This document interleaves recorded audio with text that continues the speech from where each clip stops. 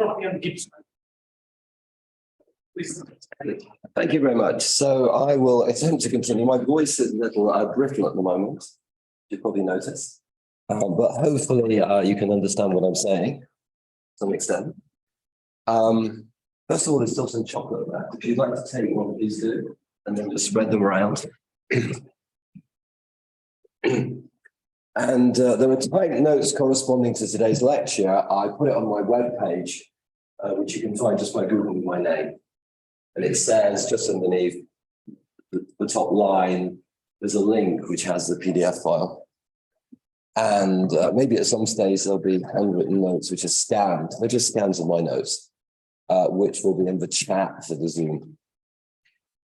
Okay, so what I wanted to do was to continue talking about things related to analogue systems, hyperbolic systems, and in particular, one aspect of smooth ergodic theory, which is quite popular, which is to try to understand how fast a dynamical system mixes. So the game is you've got this nice dynamical system, maybe a nice analogue diffeomorphism on a compact manifold. You have your favorite invariant measure, whatever that is. It could be an SRV measure, could be something else. And what you want to do is to see how fast it mixes up the dynamical system, which you quantify it. So I'll be talking about analogue diffeomorphism for the moment.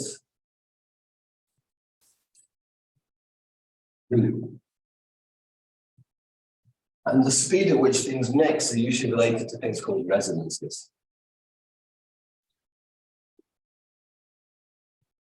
My R's tend to look a lot like N's, it's meant to be resonances. So the setting is the same as yesterday. So it wasn't yesterday, it was maybe before yesterday, in fact. So I'll let M be a compact manifold.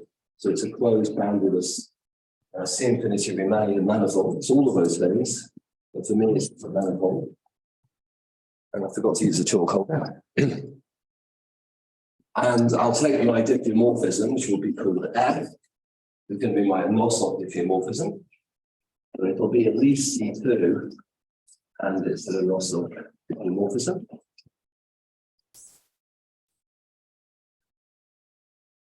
In case you've forgotten the definition or something, then it's also pretty transitive, I should say that. It doesn't really matter because today I'm going to concentrate on examples. So I'll present some examples which happen to be analogue diffeomorphisms, and then it won't really matter whether they're analogue, we just do what they do. And then I want to have some nice measure. So it will be an invariant probability measure, which I'll call mu subscript G. And this is just going to be a particular invariant probability measure, which is an equilibrium measure for some particular nice function. So let's say it's for a function G, which will be a Holder continuous function on PowerPoint. So it's just a way to generate interesting invariant measures. And so all these things were sort of defined in the last lecture, but don't worry about that because I'm going to do examples. So what I want to do is to look at mixing. So mixing goes like the following. You start off with two test functions, so let's call them F1 and F2. And these are going to be functions from the manifold into, say, the reals. It could be complex, but let's do reals. And I'll assume that they're at least Holder continuous, so they're going to be C alpha. So Holder continuous.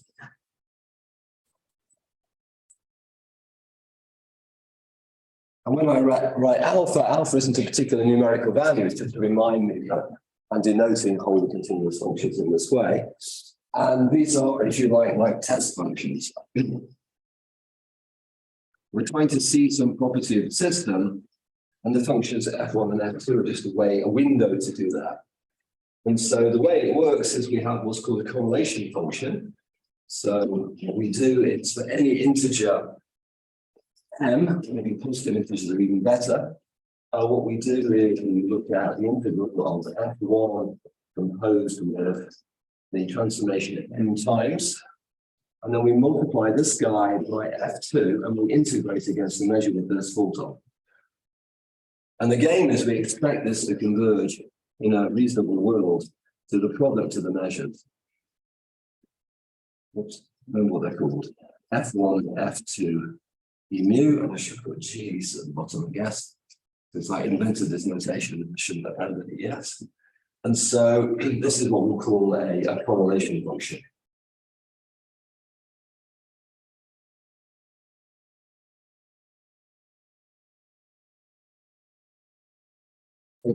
So if you are an ergodic theorist, then you might think that you could say something at this stage. And what would happen is that in ergodic theory, if for all functions f1 and f2 of this class, we knew that this thing is equal to 0, it's probably then just saying that the system is mixing.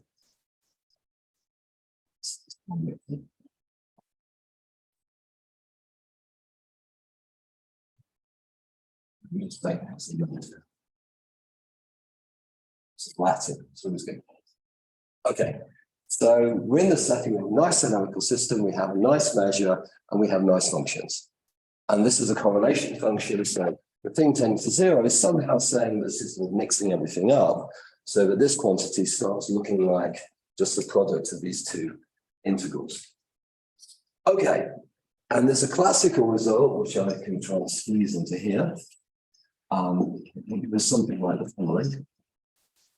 The word classical simply means I'm not quite sure who to ascribe it to. Folklore might be even better. And that's simply that not only does this thing tend to 0, but it's also exponentially mixing. Which basically means that since everything here is assumed to be a holder, certain amount, which is C2, we can say that there exists some constants, let's say C greater than 0, and some other number, which I'll say is theta, which is between 0 and 1. And exponential mixing will mean that this quantity not only tends to 0, as m tends to infinity, but in fact it does it at an exponential rate given by theta. So that would be that the absolute value of this quantity, which is wobbling around 0 typically, will be less than some constant c times theta to the n, which will be for all n greater than equal to 0, by anything really. Okay, so here in our nice world of the Nosov diffeomorphisms, the nice measures and regular functions just hold the continuous, we get not only does this quantity, this correlation function tend to 0, but it does it exponentially fast in this general sense. Easy-ish.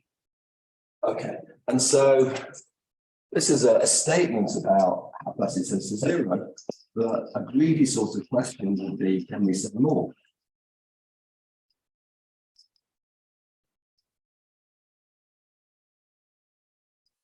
So clearly, theta, for example, tells us something about the system, but maybe we could get more subtle things out of it.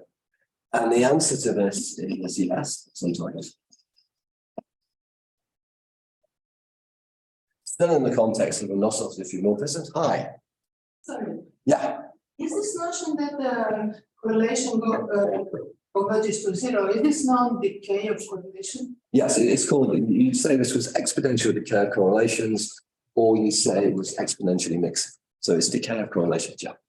So if it's a system, yeah. For a general system to prove decay of correlation, then this means that this is mixing. Yes, that's a general expression. So people who come from the more applied mathematical physics side tend to talk about the correlations. The guys that come more from the ergodic theory side tend to talk about mixing, because there are all these notions of mixing in ergodic theory, like strong mixing, weak mixing, and some other mixings, I'm sure. Yeah, so it's just terminology. And the answer to this is yes, we can get a more subtle result sometimes.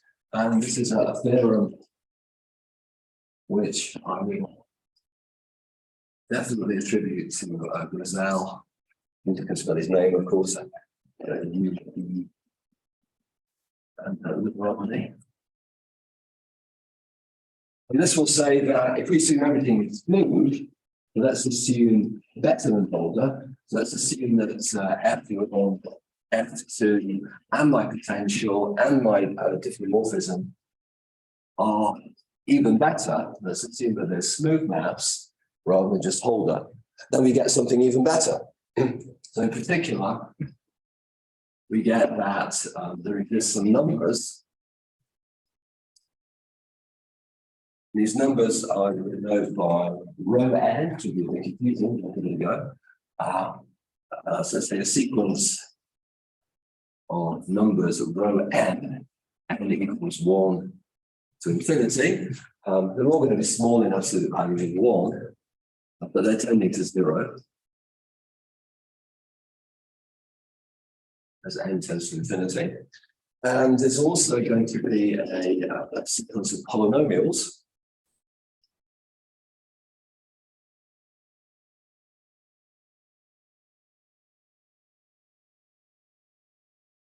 And these polynomials I can denote by trying to make the letter, it doesn't look like a row. So this is going to be a p subscript n. Polynomials look like. This is n equals 1 to infinity. And what we like to say is that rather than just getting a bound here, we get some sort of asymptotic. But we have to do this in a way that makes some sort of sense. So it will be the following way, such that any small epsilon greater than 0, we can find an n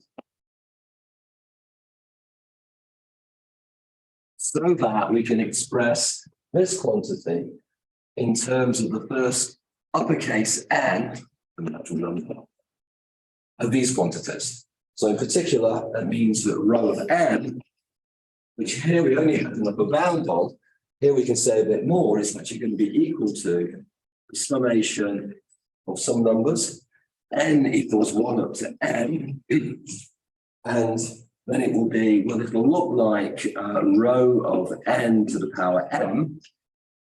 So this kind of sequence here is going to give us some numbers like this, but the polynomials make an appearance as well, in writing correctly, so that would be Pn of m. This is up to order epsilon to some power. I've forgotten what it is, m, of course. So you get this as m tends to infinity. So the role of the epsilon here is because I don't want to have an infinite sum, because I wouldn't know what to do with it. I know what to do with finite sums, because they're finite and they sum. So in particular, it's giving me an expression that says as n tends to infinity, this thing is tending to 0. The exponential rate theta is going to somehow correspond to the largest of these guys. But now we have this kind of more subtle superposition of frequencies. And a rather simple remark is that life is easier in some undisclosed situation where often one gets that each of these polynomials is just a constant. Pn equals a constant. So in particular, you just get a number here multiplied by this frequency. So if the sequence was like, it happened to be like a half, a quarter, an eighth, a 16th, then this would look like a superposition of powers of these numbers added together. So this is a result from a few years back. And we can use the following notation, so we can get the definition. Values, which are these rub ends, are and can be called, they can be called lots of things, but let's call them resonances.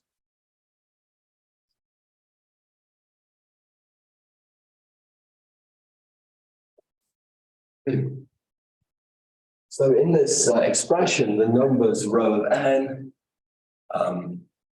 are in fact fundamental constants of the system. They don't depend so much on the functions f1 and f2. But these polynomials p of n, which might be constants in nice cases, they do depend on the functions f and g. Well, f1 and f2. Okay, so that's some particular statement about how in the smooth setting, one can say a bit more about this correlation function. Correlation functions are very popular in sort of statistical hyperbolic systems because they lead to things like central limit theorems and other fancier things that people like to study. Some people like to study, not all people. Anyway, but my aim is not to put down general results, but what I want to do is to talk about explicit examples. So this will be explicit examples. My examples, so I'll go back to talking about the most basic example known to man, which is just going to be the Arlo cat map. So in this case, I use the notation I used before, because I'll just use T1 to denote the unit circle. So it's the torus asked with the unit circle in the complex plane. You can draw a picture of it. This. Excellent. And my first example, as I said, is the simplest one you can think of. Maybe the identity map simple, but it's not hyperbolic. So this is example 1. In an ideal world, I could call it example 0, because it's not so exciting. So this is going to be the Arnold.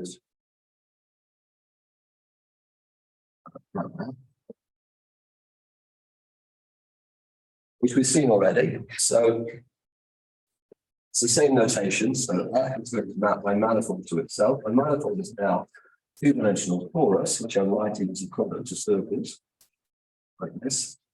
So it's a two torus to itself. And then got to say what happens to coordinates. So I'll call the coordinates Z and W, denoting the fact that I'm writing the torus as a circle like this. This is just a notational convenience for the next guy. And so this is going to be Z squared W Z W. But had I written the torus in the usual way as R squared Z squared, then we would get back to 2 1 1 1. Just not doing that, I'm doing it a different way. Okay, and then I'm going to take smooth functions, which I will call F1 and F2. So I want to apply this result, or at least know this result is applicable. So this is going to map me from T1 across C1, and my only requirement is that they are C infinity. And I also need a measure from somewhere. So in fact, I will take the measure to be the Haar measure on the torus, which is an equilibrium state where the potential just happens to be a constant, so it doesn't really matter. And so maybe I will squeeze it at the bottom. The mu is going to be the normalized Haar measure, or volume, or area even. Okay, so it's like I said, it's an old chestnut as an example. And so what can we say about it? Well, since I don't have a board that goes out of the window, I'll have to rub something out. Why don't I get rid of this result? See what I can squeeze in here.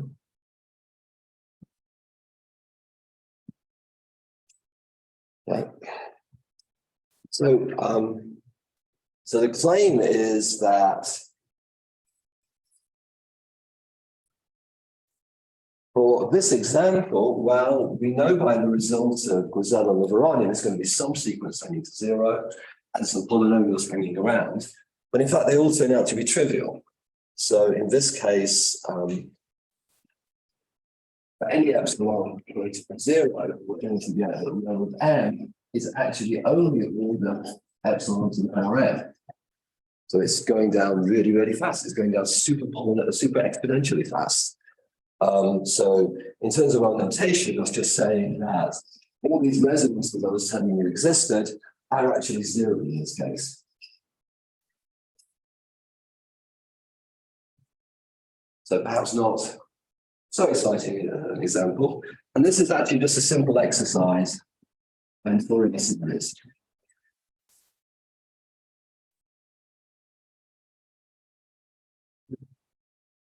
So let me write something down, then I'll get confused and I'll go there. But it goes something like the following. I could write that F1, which depends on Z and W, can be written as a series.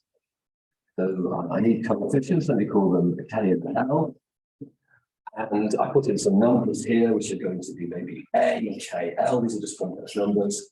And then I'll write W to the power K, and then I will write W to the power the Fourier series. Except I'm using the circle rather than intervalism. And then the second function, I can do the same thing. So K and L will just provide coefficients. I put brackets in too, even nicer.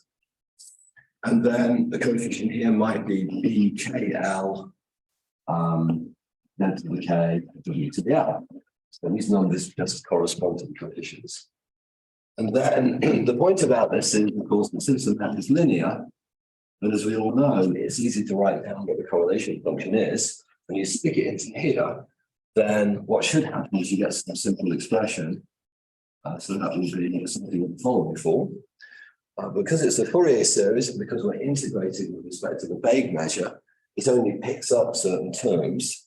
And if I get this more or less correct, it will be summing up over these terms, and then we get one or the other. So maybe it's going to be BKL, and then the A's, well, they'll be shifted because of the automorphism, because of the toral bit. And so that's going to be some sequence of numbers called KN. Also KMLM. I realize as I write it smaller, it's harder to see, so I should be a bit careful with subscripts. And what are these numbers? Well, they just come from shifting stuff around by the automorphism. So here, I think probably KMLM is just what we get by applying the matrix 2, 1, 1, 1, a bunch of times, maybe n times, to some coefficient. This is when my notation starts to get a bit wobbly. And also, so there is some explicit expression, but also we want to use the fact that the functions f1 and f2 will see infinity, not just Holder continuous. So in particular, that tells us something about the coefficients in Fourier series. So if I look at coefficients, they have to go down faster enough. So if these coefficients are like this, then they have to go down, they have to be of order at some point. And they have to be ordinate, they will order over k squared plus L squared, say to the power n, for any value of n. So you give me a value of n, then these coefficients have to go down faster than that particular polynomial. And if you mix up these two statements, then what happens is you can see that the correlation function is going to go down super exponentially, because the effect of this is push these coefficients out at an exponential rate. But then we've also got this power of n here, so it's going to be faster than any exponential rate. Okay, that was an attempt to try to justify it, but I didn't trust myself to do too many calculations, so let's not linger on that too much. Let's instead try to find a slightly more interesting example. And my definition of interesting would be if this sequence rho n was not identically equal to 0.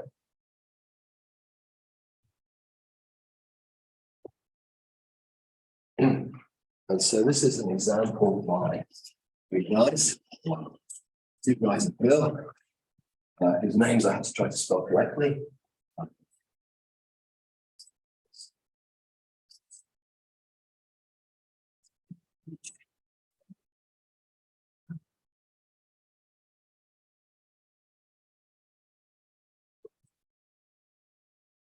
Okay, so they have an example which is slightly more elaborate, and so consequently it has more interesting speeds or resonances describing how it tends to 0.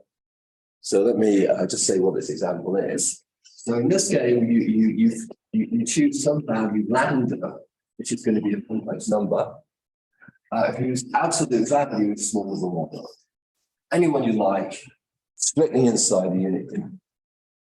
And then you can associate to this a map. It's going to be a map on the torus. And I'm going to call the map B, simply because I'm fed up using F. And to avoid some confusion, this will be mapping torus to itself. And in fact, it's the example I gave in the beginning of the last lecture. And so in particular, what it does is it takes a point in here, which is going to be Z, It's a constant here, which is going to be W, and then it's going to give you an image of some kind. And so it's going to be Z plus lambda over 1 minus lambda bar Z, which is a Blaschke product kind of thing. I point a B is there, times Z W. And then it's going to be Z plus lambda over same thing, 1 minus lambda. But these are conjugates, of course. It's a complex number. So the bar just means complex conjugate times Z times W. So this is just their example. And in this case, it has all the right properties as well. So first of all, it's an Nosov. Well, B is an Nosov. Why is that? Well, you have to check it. It's a cone thing. You have to show there's some invariant cones that do something, blah, blah, blah, blah, blah, technical stuff. Not very complicated. And secondly, you need to find a nice invariant measure. So Haar measure worked for us the first time. Let's try it again. And it still works. So B preserves Haar measure, normalized Haar measure, which I'm still calling you. So now I have a family of maps which are all Nosov diffeomorphisms acting on the torus. Reassuring picture of the torus.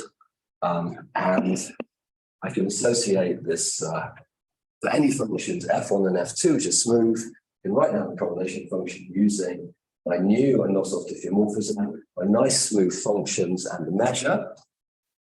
And in this case, the resonances are non-zero. Resonances, which are these family of speeds, resonances, rho of n. And my rows don't look like p's. Rho of n goes 1 to infinity. So in the boring case of the cat map, they're all equal to 0, which is kind of boring. But here, what happens is that they're not. And so they would be equal to, well, I've written in my notes 0, and I'm not sure if I really put 1 in there, because 1 was corresponding to taking this term away. So maybe I won't put 1 in. That would just confuse me later. And then there'll be a bunch of numbers, which are these harmonics, like these overlays of rates, and they're simply going to be powers of lambda. So that could be lambda to the k, or they might be conjugates of that, complex conjugates, where here k is going to be greater than equal to 1. So it's a whole bunch of numbers tending to 0. So if I had taken, for example, lambda to be equal to half, it wouldn't be very exciting. All I get is, I get a sequence where I get a half, a quarter, an eighth, blah, blah, blah, blah, blah, technical term. But if you choose lambda to be some sort of, well, if you choose it to be a complex number, which is not on the real line, that's a nice argument. And you can get very nice pictures of these guys kind of spiraling around inside the disk. And so there were 3 pictures in the type notes, which are pictures of points, which are these resonances. Okay, and so, yeah, so here's a note. When lambda is equal to 0, well, if you take lambda to be equal to 0, then this just becomes Z. And so it just reduces to the cat map. It's kind of reassuring because if lambda is equal to 0, then the spectrum will become 0 anyway. The resonances are all 0. But didn't we? That was not true if you're only disturbing. Okay, so this is the plan, is to say something about this. What I'll do is I'll give another example, and then there'll be, hello. What about the polynomials in this case? Are they multiple? In this case, yeah, they should all, I'm trying to think what happens with the complex conjugates. So if they're not on the real line, then of course they correspond to simple isolated eigenvalues. So all the powers, all the stuff that you get from the polynomials would all just be constant, yes, in the typical case.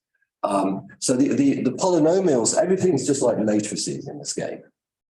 Really it is. I mean, so if you have matrices, you've got blocks, then I mean, if you've got simple eigenvalues going down the diagonal of the matrix, life is always nice doing this thing. You just take powers, you get powers of the eigenvalues. So these matrices just correspond to the nilpotent bits. You know, they make life a bit more complicated, but you know, I can't ignore them completely. Love to, but I can't. Yeah. But most of the time they're just not there. Okay. And let me give a second example, just to prove there's more than one example. Seems to be a good criteria. And since I've now got used to the notation for the correlation function, I can rub this bit out. Putting stuff on the board is not for the benefit of the audience, it's for my benefit, so I can actually remember what I'm doing. And so here's a second example. Well, it's actually a third example. The first example was not very interesting. Second example is due to these three people. This is Julia, who's actually my postdoc in Warwick. This is why I have to spell the name correctly. And the third example is the following, no particular reason. It's the same sort of game. It's a variance on this. So let's fix the value of lambda in the complex plane. But I want it to be an absolute value smaller than 1, because it's going to involve Blaschke products again. And then I want to define a map of the torus to itself. My tori are always going to be products of circles. And so I'm going to define it this time to be T, in conventional notation. And it's going to have the two-dimensional torus to itself. And how's it defined? Well, it's going to be defined by ZW is going to be equal to, well, this time I'll use one Blaschke product, hopefully correctly. So that's lambda over 1 minus lambda bar Z, so to speak, okay? Multiplied by W, and then I'll just put Z in that equal.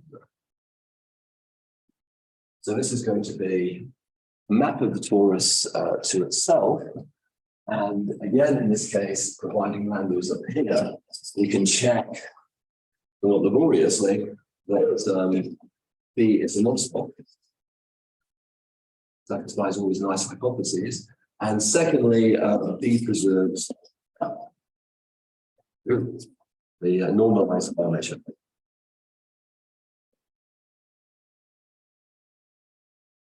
Maybe what I didn't need to say, so I probably shouldn't say it anyway, is that of course, in the linear case, we use Fourier series. Here we can't do that because unfortunately, the Blaschke products are not very linear. So we have to do something else, which I'll talk about in a minute. And so in particular, there's some result here. So in this case, the resonances. So if I give myself a smooth function, I look at this correlation function, see how it tends to 0. The frequencies at which it tends to 0 are the resonances. And the resonances I will still denote by rho of n, equals 1 from infinity. But they are slightly different to this family. This time around, they're going to be equal to, well, I'll stick 0 in anyway. I'm sure it does go as good 0. And then the values will be either plus or minus lambda. I'll denote this by lambda 1. What's lambda 1? Lambda 1 is going to be a square root of my original complex of lambda. And I put a plus or minus because I don't really mind which of the square roots to take. And then it will be this to the power m. Then it will be lambda 1 to the power n, so it's a conjugate. And this is where n and m are natural numbers, including 0, and n plus n is greater than or equal to 1. So it's some very explicit collection of numbers which tell you how fast these things tend to 0, and they give you this kind of superposition of speeds. And it's just very nice that in this case it works. And so in the case that you take, of course, if you take lambda to be equal to 0, then it reduces to a map of T such that the square is going to be the cat map, which I just. The reason being that if I've written it in linear terms, it would have been presumably 1, 1, 1, 0. You square that, you get 2, 1, 1. So somehow it's a simpler map because you need to square it to get the count map. But on the other hand, its resonances are slightly more elaborate. And again, you can entertain and amuse yourself by plotting you're choosing your favorite value of lambda, and then plotting these numbers, and then they give you a nice picture sitting inside the complex plane. Unless it's on the real axis, in which case it's not quite so particular. That's life. What can I tell you? Okay, so the good news is that's the examples. The bad news is that there is a methodology I should tell you about. So I should tell you how to actually prove these things. So in my notes, this methodology runs through, would you believe, approximately 3 pages. And it's taken us 3 pages to get here. So you will see. So I will try to give a sort of fluid impression of these things, of why it works. The reason I'd like to do this is because it uses what one might call modern ideas in smooth ergodic theory, or at least in thermodynamic formalism. So many years ago, when the world was young and dinosaurs existed or something, the standard approach to proving stuff about feeder mixing was to use Markov partitions and then do something where stuff just a finite type or something like that, and use transfer operators and things like that. But that's a very old-fashioned approach nowadays. And so, in fact, nowadays one uses notions of anisotropic spaces, whatever they are. I'll say a bit in a minute. But in fact, that's exactly what happens here. You have magic spaces of functions, and then you just do stuff. Okay, that was very cryptic. Let me try to write something mathematical down here. So as I warned you, I had several pages of notes in this. So I don't know when we're going to take a break. A bit early for a break, isn't it? I'll have to. Why don't I do the first bit, and then we can have a break and my voice might recover a bit. And then I'll try to fill in a bit more of the philosophy. So I'm doing philosophy more than detail. Detail would just confuse me enormously. So this is the methodology and the examples.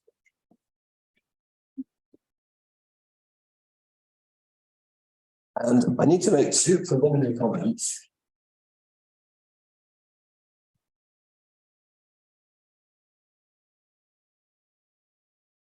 So the first one is that, well, I said that I wanted my functions f1 and f2 to be C infinity. I need at least that. But in fact, I can assume even more, maybe even less. So in fact, I can assume it suffices to assume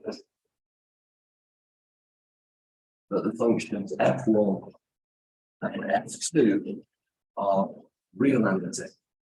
I always like it when it says real analytic, it sounds like something else is phony. In this case, it's real analytic just means that they have an extension to a neighborhood of C, the annulus circle, i.e., f1 and f2 extend to analytic functions in the usual sense.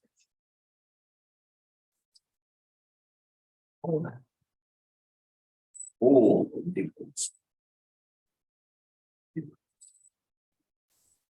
of, shall we say, T1 cross T2. So if you recall, T1 and T1 cross T1, both of these is just inside the circle. So I'm talking about a small neighborhood inside the complex plane. So I'd be thinking that maybe here is one circle, here is another circle. Well, but then we're thinking it's a small annulus element in each case.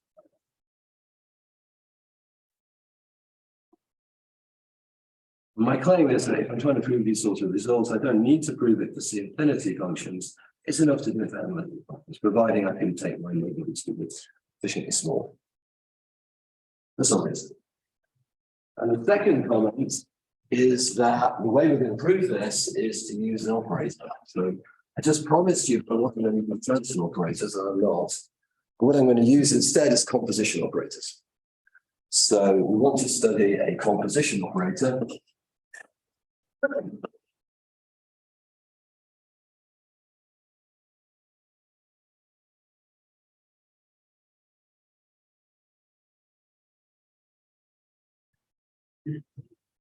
And this composition operator is going to act on functions. But in fact, they're more generalized than functions.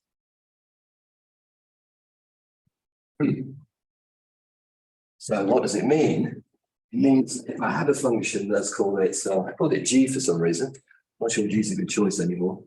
Let me call it F again. If I have any function F, then W, so I might think of it as being a function of this product into C. Then I would define a composition operator to associate to this another function, and this function would be, well, the composition operator is called C, so I get a new function called C of F, ZW, which, as the name suggests, is just going to be F composed, composed with the transformation, which I forgot what it's called now. Let's call it F again, so let's call it B. So I'm going to concentrate on the case of the second example, which was the Nossos outcome B. So what we'd like to say is we take a function which is defined on our product of circles on our space, our torus, and then we want to associate a new function, which is just what we get by composing with this guy. Now, if you're on the unit circle, the product of the circles by themselves, that's fine. Nothing fancy happens. But if you need some regularity on these functions, then life gets a bit more complicated because of the hyperbolicity.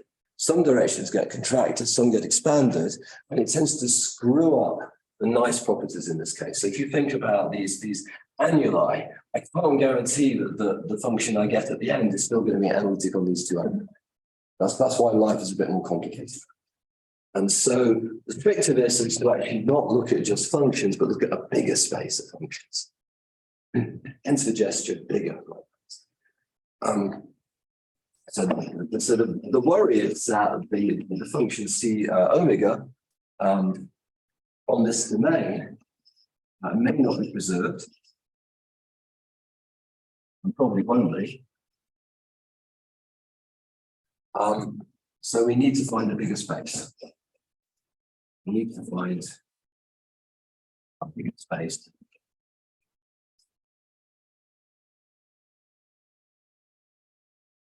This map. So this bigger space that I'm going to call H. It's a Hilbert space, and this just simply means an operator which genuinely maps them from this space into itself. So let me not say for a moment what this space is, but let me just say what the point of it is, and then we can go for a break. And so the point of this is we want to find a bigger space which is preserved by this, and we want on this bigger space that C is a compact operator.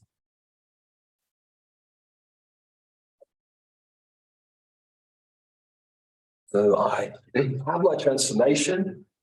I'm going to cook up some particular space of functions or more general things, and I'm going to define an operator on this space which simply takes one of my objects and then it does composition. That's it.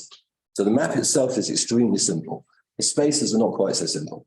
And then the game is that we're going to make such a smart choice of H that this composition map defined in this sort of way is actually going to be a compact operator. So what's good about compact operators is that they're as good as you're going to get to matrices in this life. So they have countable spectrum away from the zero. They have isolated eigenvalues. They look just like matrices. They've got lots of isolated eigenvalues. And when you iterate the operator, the effect is that everything is determined by these eigenvalues. So trying to write that in some slightly more intelligent way might be the following. What's going to go? This is going to go, I think. So the philosophy of finding nice operators with good spectral properties, in this case, the fact it's a compact operator, if we didn't have as much regularity around, if it wasn't C infinity but CK or something, then we'd have to talk about what are called quasi-compact operators, which means that we get like it's like the moons of Saturn or something. You get lots of eigenvalues, but there's an essential core and band spectrum. But let's not think about that. So in this particular case, we could write the following, and then right.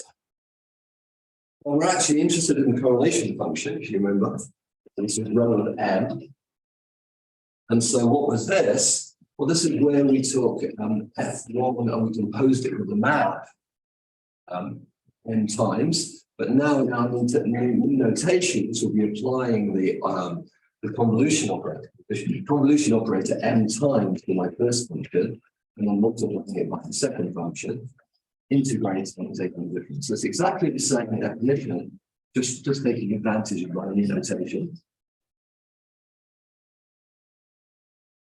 And then what I'd like to say is that, well, because we know that this operator is compact, it means that we can write this expression in a more useful form. So in particular, this will become something like summing up I equals 1 up to n of I know, it always sounds funny in English, I don't know why. To the power m of f1 plus some error epsilon to the power m. So this is meant to correspond to this expression here, but I'm multiplying it by f2, and nothing else has changed. Except I'm running out of space, but apart from that, nothing else has changed.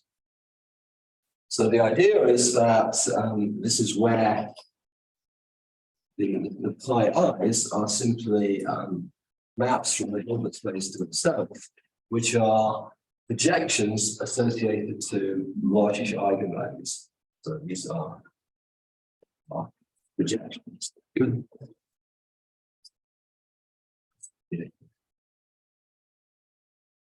Eigenvalues. What eigenvalues? Well, the eigenvalues actually turn out just to be the numbers we're interested in before, these resonances. So the eigenvalues we'll see. So that's where they make an appearance. We have an operator, it acts on some Hilbert space, it has eigenvalues, isolated eigenvalues, and these are the guys which are giving us the row ends. And of course, the matrices would come when we have some block because we have a repeated eigenvalue. Okay, so we get this expression and then we just rejig it. We take the summation outside, and so this will be like the summation of I equals 1 up to n. It goes inside, so that'll be like the integral by m. Just moving around, I'm not doing anything else. So to mu, that's the order epsilon to the m, around outside. Minus the interval of f, which is on f1 d mu times the interval of f2 d mu. So, and this expression here is going to contribute, well, these are eigenprojections, so if they were just one-dimensional eigenvectors, we just get rho of I to the power m, or we might get a matrix if we're lucky. So that would be some matrix which I didn't appear. And that's basically what's supposed to happen. So all we need to do is to find a nice Hilbert space or Banach space or anything that works really, for which our compact operator has nice spectral properties, and the eigenvalues of this operator, which is compact, are going to give us these resonances.